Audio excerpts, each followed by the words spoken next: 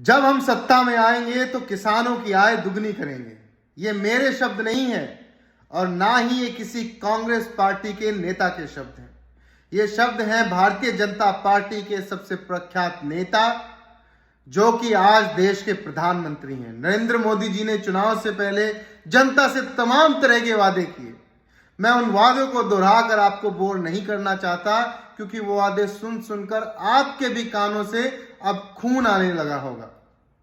लेकिन किसानों से किया गया वादा मैं इसलिए दोहराना चाहता हूं कि देश में आज जो किसानों की स्थिति है वो बहुत बदहाल है, बहुत खराब है और विचार करने योग्य है। खासकर मध्य प्रदेश में किसानों की जो स्थिति है उस पर तो आपको बातें सुनकर रोना आ जाएगा।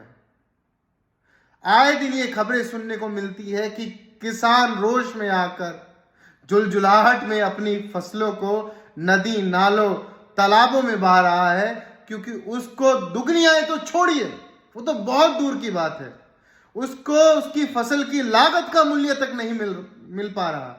जो लहसुन आप मार्केट में 100 रुपए किलो तक खरीदते हैं, किसान को उसके लिए केवल 1 रुपए किलो का मूल्य मिल रहा है, केवल 1 रुपए किलो का मूल्य।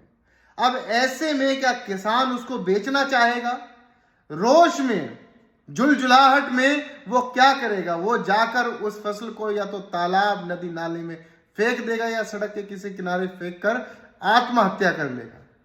और पिछले कई सालों से आत्महत्या की वारदातें भी किसानों को लेकर लगातार बढ़ी हैं। लेकिन जनता की तो मैं क्या बात करूं, सरकार खामोश है।